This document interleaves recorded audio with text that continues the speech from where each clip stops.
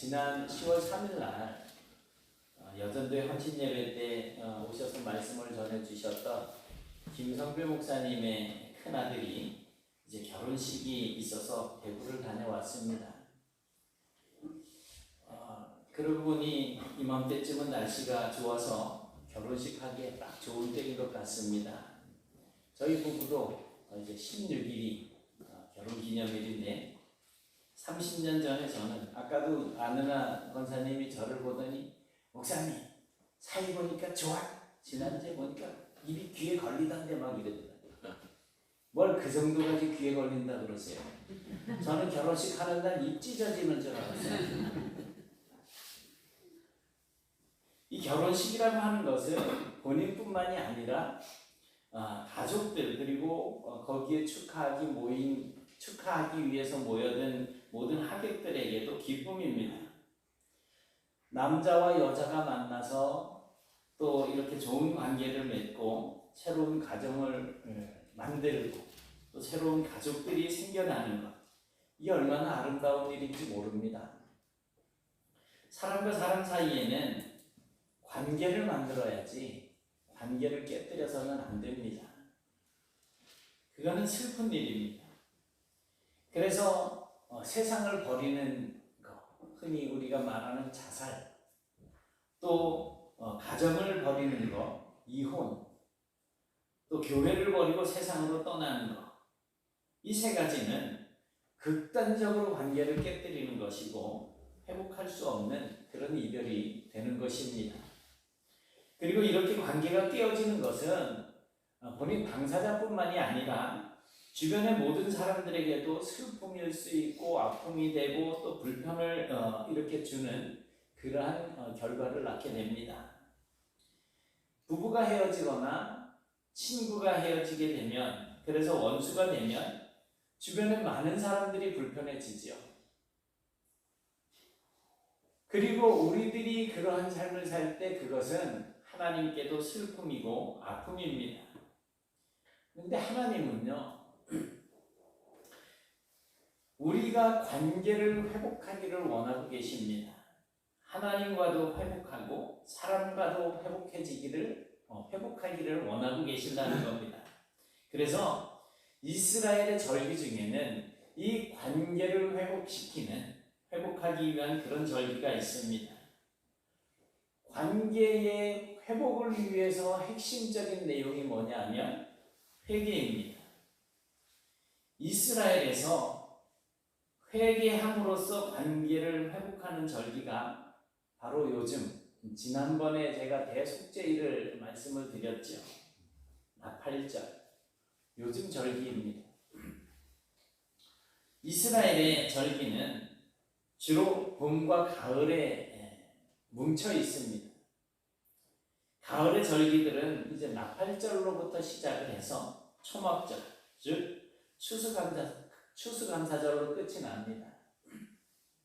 그러므로 우리도 이제 추수감사절을 앞두고 있는데, 이 추수감사절을 앞두고 나팔절의 의미를 우리가 좀 더 깊이 깨닫고 이제 먼저 관계를 회복할 수 있어야지 되겠습니다.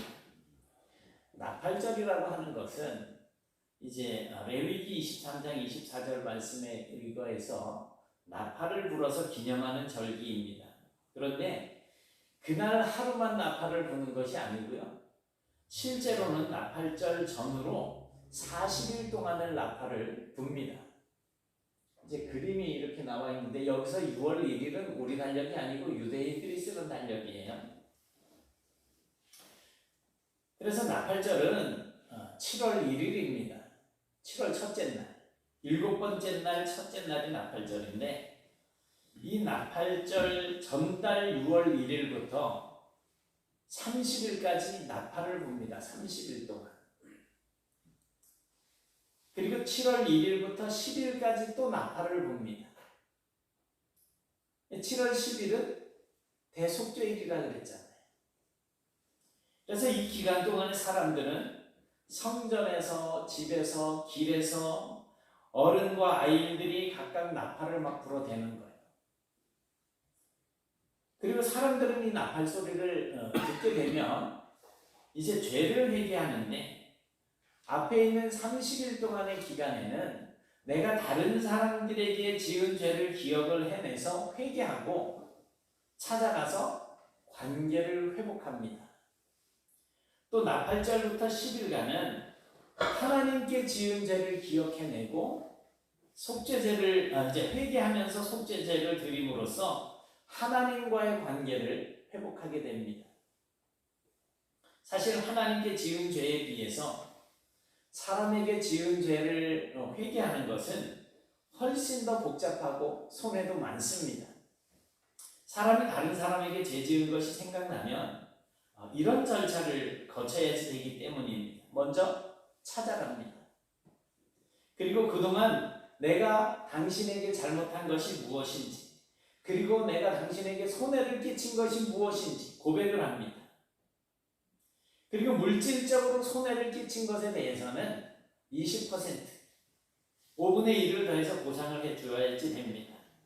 이건 율법에 기록이 되어져 있는 사항이에요. 그리고 이렇게 물어주었다고 해가지고 끝이 나는 것이 아니죠. 예를 들어서 100원어치의 손해를 입혔으면 얼마를 갚아야지 돼요? 120원어치를 갚아야지 돼요.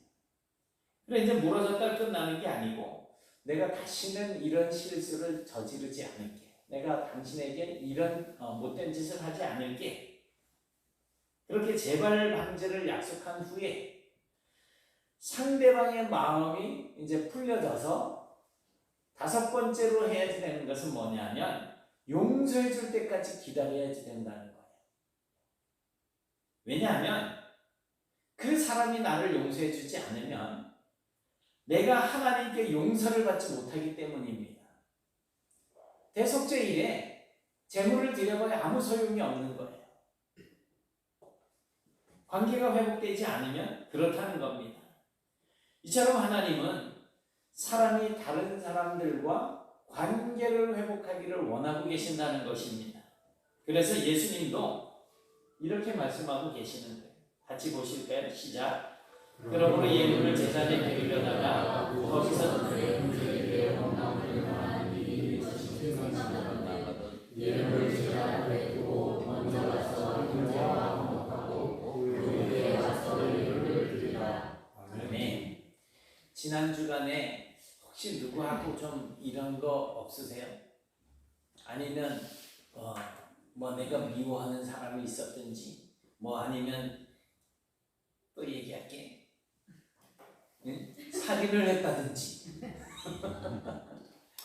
태희가 사람을 죽였다는 게 아니고 그 마음에 미워하는 마음을 품는 사람이 이미 살인을 한 것과 같다고 하나님이 생각을 하신다는 거예요. 그렇게 정하셨다는 거예요. 네가 정말 죽였다는 게 아니에요. 저희 봤는데 거의 다. 그래서 우리는 그렇게 살면 안 된다는 거예요. 그래서 예수 믿는 사람.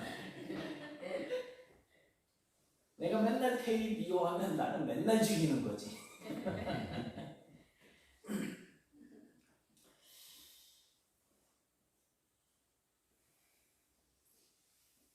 그러니까 우리는 지금까지 이스라엘이 지켜왔던 나팔절과 대속죄일 그 40일간만을 회개하는 시간으로 지켜야 되는 것은 아니라는 거예요. 항상 예배하는 삶을 살아야지 되기 때문에 우리가 하나님 앞에 거룩한 산제물로 드려지는 그러한 삶을 살아야지 되기 때문에 매일매일 해가 지기 전에 우리가 가지고 있는 모든 죄들을 회개해야지 됩니다. 예수님의 말씀에 따라서 우리가 하나님께 온전한 예배를 드리기 위해서 언제나 관계를 회복하는 그런 삶을 살아야지 된다는 거예요. 혹시라도 내가 아직도 마음에 이런 어떤 문제들을 가지고 있고 누구에게 미안한 마음을 가지고 왔다든지 아니면 용서하지 못하는 마음을 가지고 하나님 앞에 예배한다면 가인의 제사일까요? 아벨의 제사일까요? 하나님께서 과연 이 시간 내가 이 자리에 나와서 드리는 이 예배를 기쁘게 받아주실까? 생각을 해보시고 언제나 관계 회복에 힘을 쓰는 그런 성도가 되시길 바랍니다. 그동안 우리가 예수님을 믿으면서 예수님의 사랑으로 용서하라고 하는 말을 수없이 많이 들어왔잖아요. 용서해야 돼. 용서해야 돼. 그저께인가 그 사건 반장이라는 걸 이래 보니까 어떤 부인이 이제 그 내용을 이제 이렇게 방송국에 보내면서 자기 남편이 바람이 났어. 그런데 그 바람난 상대도 가정에 있는 여자였었어요. 이 부인이 그 사실을 알고 이제 막 그냥 갈등을 하고 뭐 어떻게 하다가 이제 좀 폭력적인 남자였었는데 어쨌든 처음에는 한번 그래 참고 살지 애 때문에 그랬는데 또 맞고 그리고 또 뭐 바람을 또 피고 이러는 것 때문에 이제 이혼을 결심을 하고 뭐 이런 내용이었었어. 그런데 너무 충격적인 내용이 뭐냐면 그 이제 바람난 상간녀가 이 부인에게 우리 다 같이 애 키우는 입장인데 이해 좀 해줘라, 용서해줘라, 뭐 이런 식으로 얘기를 했다는 거예요. 용서를 해야지 되나요? 말아야지 되나요? 예수님은 십자가에 못 박히시고도 첫 번째로 하신 말이 뭐냐면 저들의 죄를 용서해 주십시오. 저들은 자기들이 지금 하는 일이 무엇인지 알지 못함이기 때문입니다. 라고 말씀을 하십니다. 또 스데반 집사님은 복음을 전하다가 유대인들에게 돌에 맞아 죽으면서도 그 죄를 저 사람들에게 돌리지 말아달라고 그렇게 하나님 앞에 기도를 합니다. 예수님께서 베드로에게 70번씩 7번이라도 용서하라고 하신 그 말씀을 하셨는데 우리는 마땅히 용서하는 것, 우리가 용서하는 것이 마땅합니다. 우리가 하나님께 큰 죄를 용서받은 사람이기 때문에 당연히 다른 사람을 용서해야지 됩니다. 예수님께서는 1만 달란트를 탕감받은 그 신하가 500데나리온 빚진 사람, 자기에게 500데나리온을 빌려가서 갚지 않은 그 사람을 용서하지 않아서 이제 탕감해 준 것을 취소해버린 임금님의 이야기를 통해서도 용서할 것을 강조해 주고 계십니다. 그런데 이런 귀한 교훈에 중요한 오해가 한 가지가 있다는 거예요. 이 말을 듣고 용서를 받아야 하는 사람이 너는 나를 용서해 줘야지, 용서해 줘라고 요구할 수 있는 것은 아니라는 거예요. 예수님께서 용서하라고 하신 말씀은 죄 지은 사람이 사과나 회개를 하지 않고도 용서 받을 수 있다라고 하는 면책특권을 주신 것이 아니라는 거죠. 우리가 다른 사람에게 잘못한 것이 있어서 원망을 들을 만한 일이 생각이 나면 예배를 드리기 앞서서 가서 먼저 사과하고 화해를 하고 손해를 끼친 것은 물어주되 5분의 1을 더해서 물어주고 재발 방지를 약속한 이후에 용서를 빌으라 뭐 하는 말씀입니다. 이것이 바로 구약 성경에 나오는 속건제의 법칙이에요. 물론 용서하는 입장에서 상대방에게 사과를 받고 난 후에 용서하라고 하시지는 않습니다. 그러니까 누군가 저한테 잘못을 했어요. 그러니 너는 저 사람에게 사과를 먼저 딱 받아. 그리고 나서 용서해줘라고 말씀을 하고 계시지 않는다는 거예요. 하나님은 우리에게, 주님은 우리에게 용서해주라고 말씀하시지 사과 먼저 받으라고 말씀하시지 않는다는 거예요. 예수님이나 스데반 집사님의 용서의 그 외침은 상대방의 사과와는 상관이 없는 그런 용서였었습니다. 우리의 용서는 나의 죄를 용서해 주신 그 하나님의 크나큰 사랑에 근거한 용서여야지 된다는 거예요. 우리도 거저 받았으니 거저 주라는 거예요. 그러니까 용서라는 교훈 때문에 회개하는 것을 망각해서는 안 됩니다. 사랑으로 용서하라는 말씀을 나에게 이론적으로만 이렇게 적용을 해서 아전인수라 그러잖아요.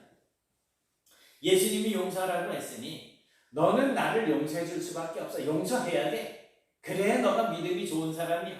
라고 하는 식으로 회개도 하지 않고 뻔뻔하게 용서를 요구하는 것은 옳지 않다는 것입니다.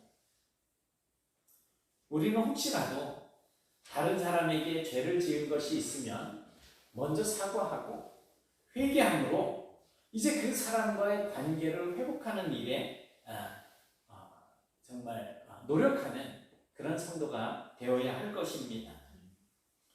히브리인들의 사고방식 중에 우리가 꼭 배워야 될 중요한 것 한 가지가 있는데요. 공동체 의식입니다. 물론 우리도 연대 책임 이래가지고 군대에서 저 때문에 저희 동기가 20명이 넘었었는데 단체로 기합을 받았던 적이 있어요. 제가 고참하고 한번 붙었었거든요. 고참을 그냥 막 쭉 했어요. 그랬더니 다른 고참들이 잘했어 이랬는데 이 꿍 해가지고 그냥 우리 동기들을 다 불러 모은 거예요. 그래서 식당 뒤에서 취사장 뒤에서 다 엎드려 뻗쳐놓고 했는데 그 자리에 제가 없었던 거예요. 저 없는 자리에서 제 동기들을 괴롭힌 거예요. 그래서 제가 그 사실을 알고 올라가서 때리려면 날 때리세요 막 이랬던 적이 있어요. 전 못된 사람이잖아요. 용석이 고참한테 그래본 적 있어? 뭐 그럴 뻔은 했는데. 그러니까 내가 용석이보다 좀 네가 나보다 착하네.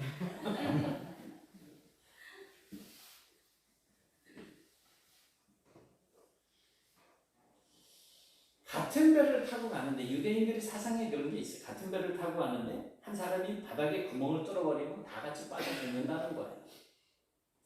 같은 천막에서 자는데 한 사람이 불을 내면 다 같이 타 죽는다는 거예요. 실제로 여리고 전투에서 아간이라고 하는 사람이 욕심을 부려가지고 죄를 지었습니다. 재물을 탐낸 거예요. 그 아간 한 사람이 죄를 지었는데 온 이스라엘이 죄인이 되어져서 여리고 성도 함락시켰던 이스라엘이 아이라고 하는 성, 아이 성과의 전투에서, 거기는 작은 성이에요. 거기는 사람들도 적어요. 그런데 패해서 도망을 쳐야만 했습니다.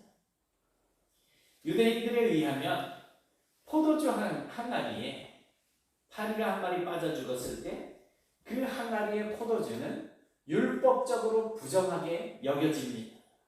그래서 이 포도주는 부정하다라고 그렇게 이야기합니다.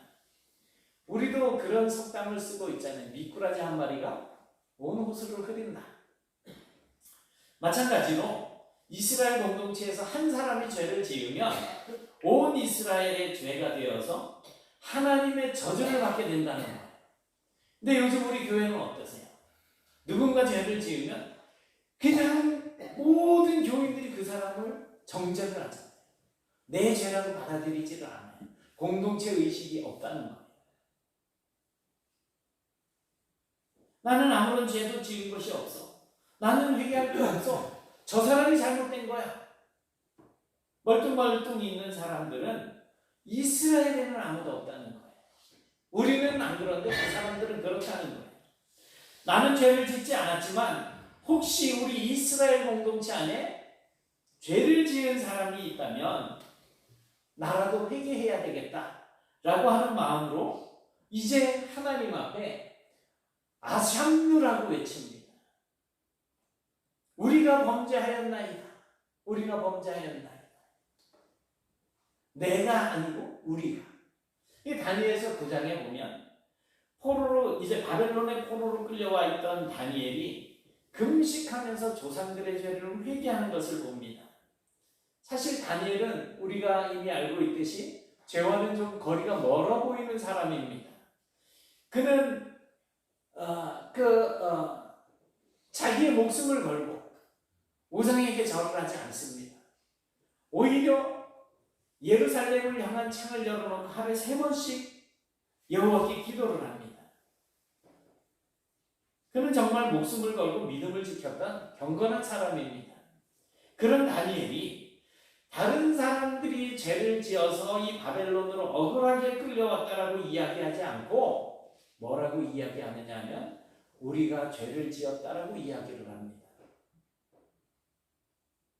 우리도 다니엘처럼 나의 죄뿐만이 아니라 내 옆에 형제 자매들의 죄와 이 제천 지역과 이 대한민국 나라의 죄, 그 모든 것들을 나의 죄로 여겨서 하나님 앞에 회개하고 하나님의 용서와 은혜를 구할 수 있는 그런 성도가 되실 수 있기를 바랍니다.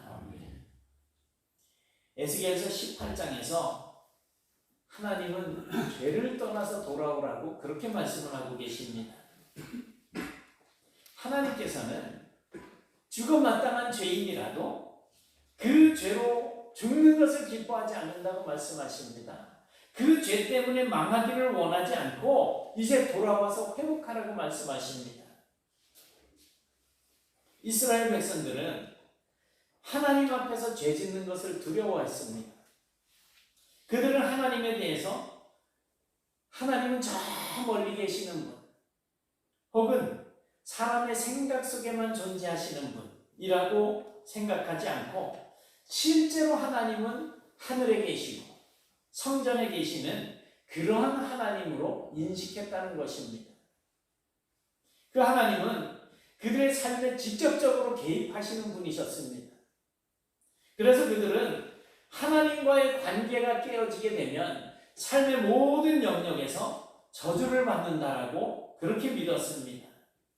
신명기 28장을 보면 순종할 때 이런 복을 받을 것이라고 말씀을 하고 계세요. 같이 봅니다. 시작. 성읍에서도 복을 받고 들에서도 복을 받을 것이며 내 몸의 자녀와 내 토지의 소산과 내 짐승의 새끼와 소와 양의 새끼가 복을 받을 것이며 내 방주리와 떡반죽 그릇이 복을 받을 것이며 내가 들어와도 복을 받고 나가도 복을 받을 것이니라. 아멘. 그러나 만약에 하나님의 말씀, 하나님의 법도에 불순종하게 되면 이런 모든 영역에서 하나님께 저주를 받게 된다는 것입니다. 그래서 죄를 지으면 나라가 패망하게 되고 가정은 깨어지고 목숨을 잃어버리게 된다는 것입니다. 그러니 하나님 앞에서 죄를 짓는 것이 얼마나 두려운 일이겠습니까? 모세오경에는 율법을 어기면 백성 중에서 끊어지게 될 것이라고 기록하고 있습니다. 이 말씀이 15번이나 기록이 되어져 있어요. 그런데 그 말씀은 그냥 이스라엘 그 공동체에서 쫓겨날 것을 이야기하는 것이 아니고 죽을 것이라고 하는 말입니다. 그러니까 너희들이 이 율법을 어기면 죽을 거야라고 하는 이 말을 부드럽게 표현한 것이 이제 백성 중에서 끊어질 것이라고 기록이 되어진 것입니다. 그렇기 때문에 이 이스라엘 백성들은 하나님 앞에서 죄 짓는 것을 무서워했습니다.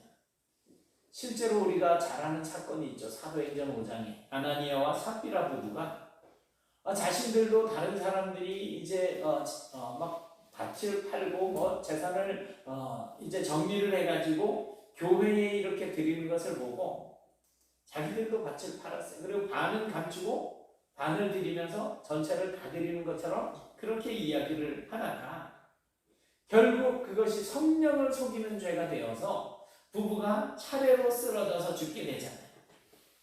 그러나 우리가 이 땅에서 망하거나 죽는 것보다 훨씬 더 심각한 것은 우리가 장차 하나님의 나라에 들어가지 못하게 된다는 것입니다. 사도 바울은 이제 죄를 짓는 사람이 하나님의 나라를 유업으로 받지 못할 것에 대해서 말씀하고 있습니다. 물론 구원은 믿음으로 받습니다. 내가 선을 행해가지고 받는 것은 아니에요. 그런데 믿는다고 하면서도 죄에 대하여서 회개하지 않고 계속해서 그 죄를 반복적으로 짓게 된다고 한다면 그 사람의 믿음은 가짜이고 그 사람의 믿음은 죽은 믿음이라는 것입니다. 물질이나 목숨을 빼앗기는 것보다 더 무서운 것은 바로 하나님과의 관계가 깨어지는 것입니다. 그리고 하나님의 나라를 빼앗기는 것입니다. 그러므로 우리도 이스라엘 백성들처럼 정말 하나님 앞에서 죄 짓는 것을 두려워할 줄 아는 성도가 되어야겠습니다. 죄를 철저하게 회개하심으로 이제는 하나님과의 관계도 회복이 되어져야 될 것입니다. 로마서에는 사람들이 짓는 죄 몇 가지를 쭉 나열을 해놓았습니다. 로마서 1장 29절부터 31절인데 같이 보실까요? 시작. 오늘 우리 수가 강요하여 득한 자요 시기가 힘든 사기 하여 득한 자요 수근수근하는 자요 기뻐하는 자요 하나님께서 묘하신 자요 능력하는 자요 공부하는 자요 자랑하는 자요 악을 도모하는 자요 부모를 거역하는 자요 우매한 자요 배양하는 자요 무정한 자요 무자비한 자요. 태희야, 죄를 지으면 될까 안 될까? 학교에서 친구들이 하는 거 많지? 모르겠어?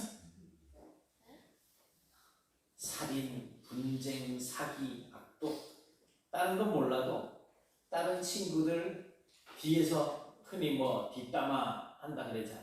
아우 쟤 왜 저래? 뭐 이러는 친구들 있잖아. 그죠? 또 미워하는 친구도 있고 욕하는 친구도 있고 그저 온갖 자랑을 다 늘어나. 그러는 친구들도 있을 것이고 가난한 친구 앞에서 나 해외여행 미국 갔다 왔어, 영국 갔다 왔어, 프랑스 갔다 왔어 막 이런 소리 해내면서 자랑하면 가난해서 못 가는 사람 마음은 어떻겠어요? 그런 것들까지 엄마 말씀 잘 듣지? 아마도 엄마가 100개를 이야기하면 100개 다 잘 들어요? 그러면 어기는 경우도 있어요? 어머? 그러면 안 듣는 건데? 뭐 사람의 죄가 어디 이거밖에 없겠습니까? 이거 말고도 많이 있지만 여기에 열거되어져 있는 것 중에도 우리가 여러 가지 걸리지 않습니까? 그렇다면 죄를 회개하셔야지 됩니다. 구약의 성도들은 속죄제를 드릴 때 직접 예물을 드려야지 됐습니다. 하지만 오늘날 우리는 이제 예수님의 이름으로 회개하기만 하면 되는 거예요. 회개만 하면 된다고 하니까 죄 짓는 것을 가볍게 생각해서는 안 됩니다. 가장 좋은 것은 우리가 회개할 일이 없는 삶을 살아야지 되겠죠. 그러나 우리가 연약한 존재인지라 죄를 지었을 때는 하나님 앞에 회개를 해야지 되는데 회개한다는 것은 여러 번 말씀드렸지만 그 죄를 완전히 돌이키고 돌아서는 거예요. 완전히 돌아서는 것을 이야기합니다. 스스로 돌이키라 그리고 살찌니라 오늘 말씀에 그렇게 말씀하고 있잖아요. 돌이키지 않으면 못 산다는 얘기잖아요. 사람에게도 하나님께도 죄를 짓지 않는 것이 가장 좋지만 만약에 죄를 지었다면 바로 회개하시고 또 누군가에게 보상이 필요하다고 하면 보상해주고 또 나뿐만이 아니라 다른 사람의 죄까지도 우리 모두의 죄로 여기면서 하나님 앞에 용서해 주기를 간구해야지 됩니다. 사랑하는 성도 여러분, 우리는 우리가 할 수 있는 온갖 노력을 다해서 하나님의 말씀, 하나님의 법도를 지키고 하나님과의 관계를 회복하기 위해서 힘쓰는 성도가 되셔서 이제 하나님 앞에서 영생을 누리면서 살아가시는 복된 성도가 되실 수 있기를 주님의 이름으로 축원합니다. 사랑의 하나님 감사합니다. 저희들이 여전히 죄를 품고 삽니다. 죄를 짓고 삽니다. 그러면서도 그것을 하나님 앞에 예수님의 이름으로 회개하기만 하면 된다고 생각하고 여전히 똑같은 죄를 반복적으로 짓고 있습니다. 하나님 우리의 약한 생각들, 삶의 모습들을 용서하여 주옵소서. 더 이상 그 죄로 인하여서 하나님과 관계가 깨어지고 이웃들과 관계가 깨어지는 이런 어리석은 삶을 살지 않도록 붙잡아 주옵시며 행여라도 가지고 있는 죄 때문에 하나님 앞에 회개할 때는 철저하게 회개하고 다시는 그 죄로 돌아서는 일이 생기지 아니하도록 저희들을 이끌어 주옵시며 온전히 주님과 회복되어지고 이웃과 회복되어지는 가운데에 이 네트워크교회가 우리가 살고 있는 가정이 또 내가 일하고 있는 일터가 공부하고 있는 학교가 바로 하나님의 나라로 세워져 나가는 그런 일꾼들로 저희들을 사용하여 주옵소서. 예수님 이름으로 기도드리옵나이다. 아멘.